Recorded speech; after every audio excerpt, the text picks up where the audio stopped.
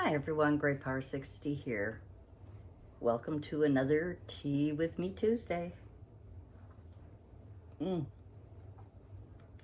We have had a busy couple of days and I am really sleepy, really tired. I wanted to film tonight. Sorry, I'm a mess. I haven't done my hair and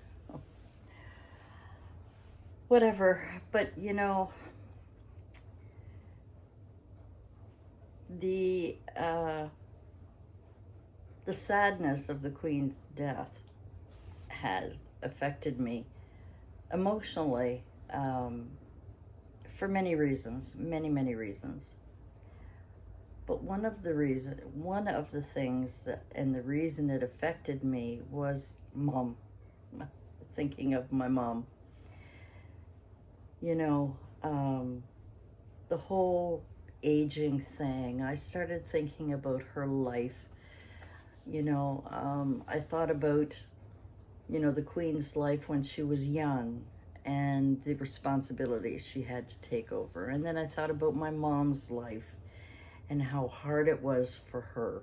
She had a very difficult growing up, during the Depression, being a child of the Depression and not having things, sometimes not enough food.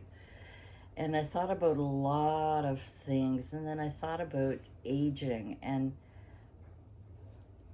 we're all aging, and the whole thing about the aging process, and all the wrinkles and all the lines that we get means that we really lived life. We really lived a good life. Real living, not pretend, and it shows our experiences, our highs and our lows and things like that.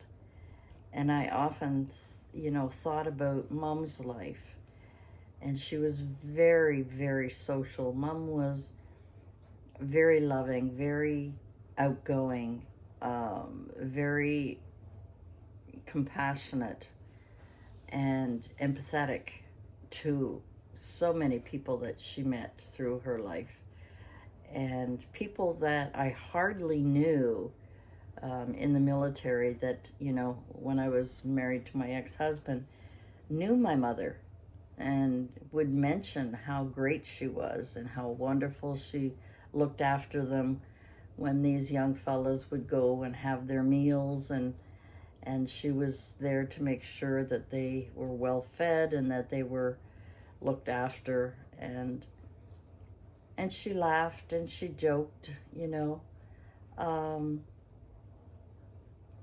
As a mom, I had a lot of, I think we all do. I think we all have grudges, but then as we get older, we realize that, she was doing the best she knew how.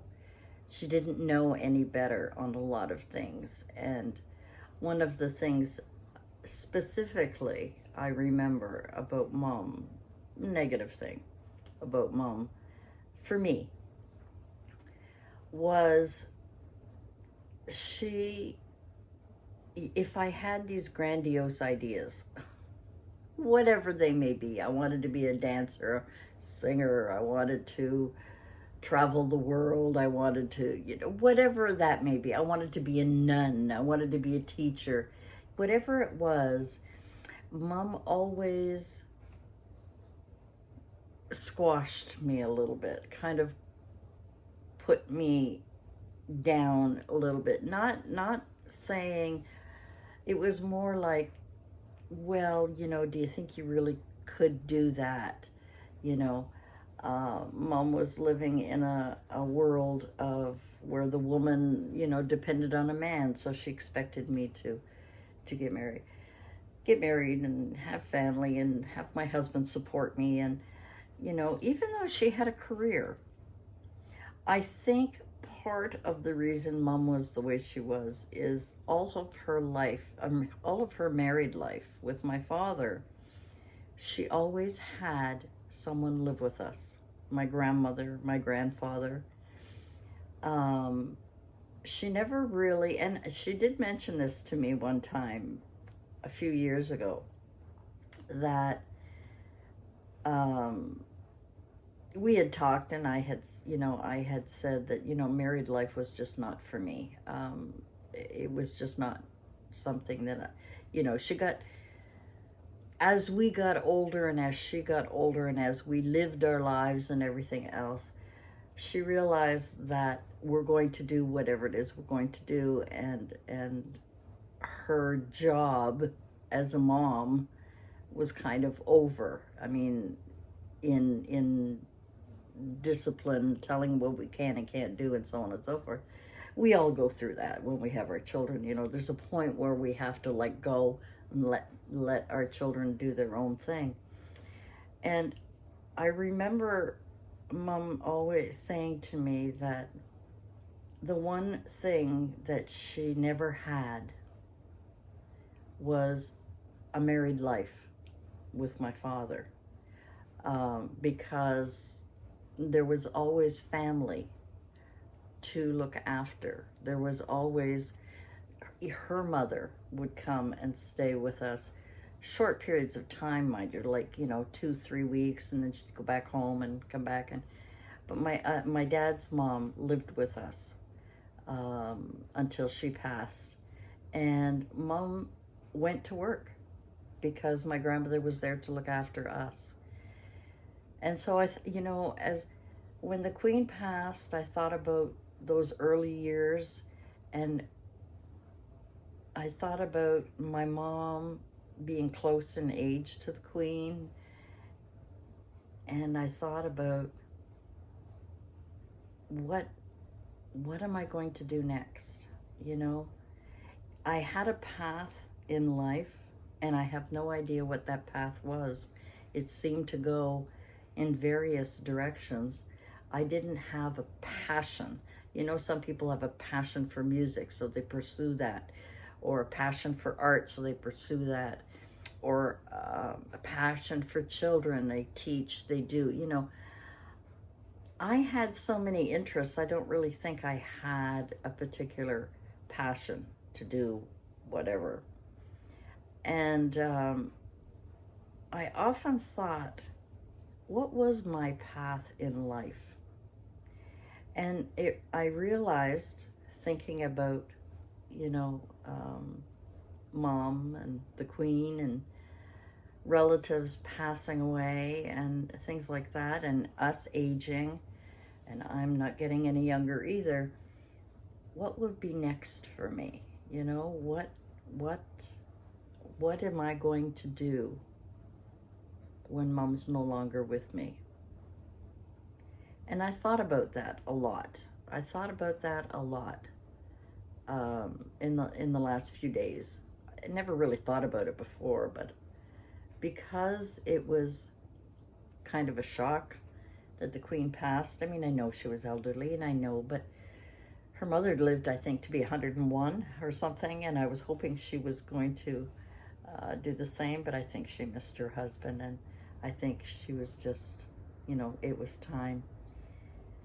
With Mom, it's different, and I think I'm a little naive when it comes to Mom's future. I think I'm a little naive in that I don't want to face it. I don't want to think about it. I want to keep her happy and with me as long as I possibly can. And I mean, who knows? I could go before her, I mean, anything in life is possible. Who knows what'll happen? But I began to think, as the King Charles is now taken over the throne. That's the next step. What is my next step in my life? What is my next path? What journey am I going to be going on? And I really don't know. I have a few ideas, but I I don't know. And usually I'm the kind of person who likes to plan ahead. The what ifs. I like to kind of plan A, plan B, plan C kind of thing. You know, if this happens, I'll do this. If this happens, I'll do this. I've always been that kind of person to kind of have a backup plan of some kind. And I don't right now. I don't at all. And I don't think I'm really worried about it, you know? I think because as we get older, we're more patient about what goes on in life. We're not panicky about change, I don't think. I mean, some of us may still not like change and so on, but because we've been through so many changes in our life, it's kind of, you know, I think I'm a very adaptable person. I think that whatever happened in my life, I adapted to whatever that situation was, just as I adapted to caring for my mom. I lived a very, very happy life. I volunteered. I did a lot of things. I lived alone. I loved it. I had my puppy. I had my dog with me for 13 years. But I would come and go as I pleased. I don't even remember that life anymore. I remember only what I have now. And I'm getting kind of comfortable with it in that I like having mom around. I like, I really wish that she had her mind so we could talk about when we were young and her dreams. And I would love to know more about her hopes and what did she want to be when she grew up besides a wife. What did she passion? Those are questions I would love to have been able to ask her. And they're lost. They're deep in her memory somewhere, and we can't grab it. We can't get at it. And it's really too bad because it would have been a lot of fun, I think. Mind you, if mom still had her mind, because that was the only reason she had to come and live with me, was because she could not care for herself anymore.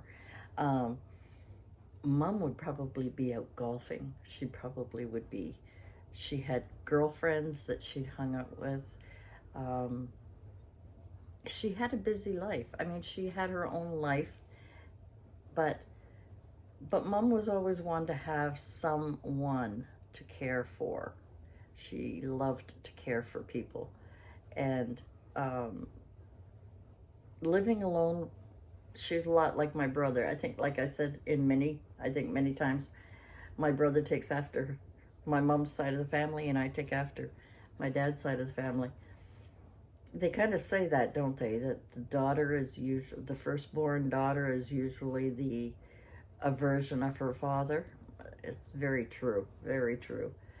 And my brother was like my mom, was social but couldn't live alone, was affectionate, loving, and funny, but the idea of living alone was just not in their whole makeup. It's just not the way they were.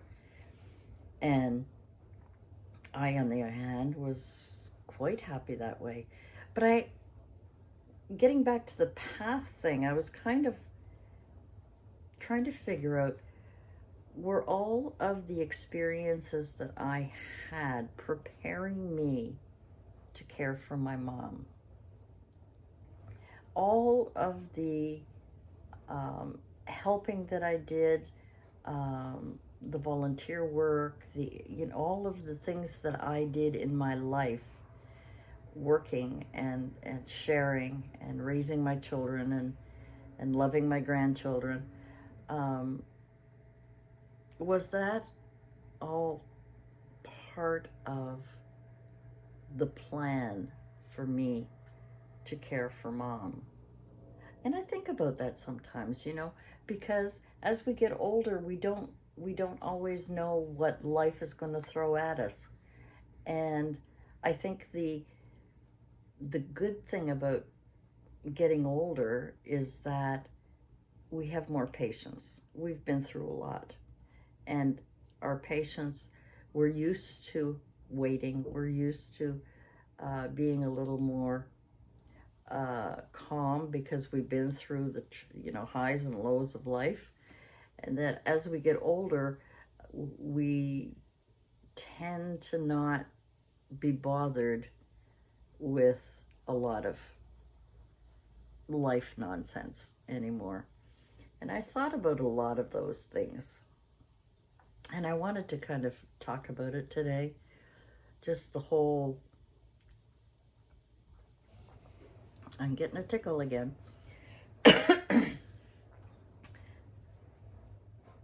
The whole, what's the next kind of thing, and the aging process and the caring for mom and the path. I kind of, these things kind of jumbled all together from the death of the Queen and thinking about mom and being 91, she'll be 92 next month. Excuse me, I really do have a bad tickle.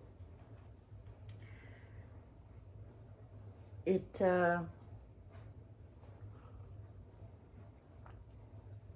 kind of a scary thought because I'm used to having mom with me, and not having her with me anymore is kind of inconceivable to me at this time. I know logically, I know life can turn on a dime. I know. But I think right now, this particular moment, with all that's going on in the world and with mom, I don't really want to face it. I would rather not mourn for mom while she's living. I would rather enjoy her while she's here. I was mourning my brother, and I realized I was grieving. He's still alive. He's still okay. As far as I know, he's still okay. He's being looked after. But I was grieving. I was grieving losing my brother.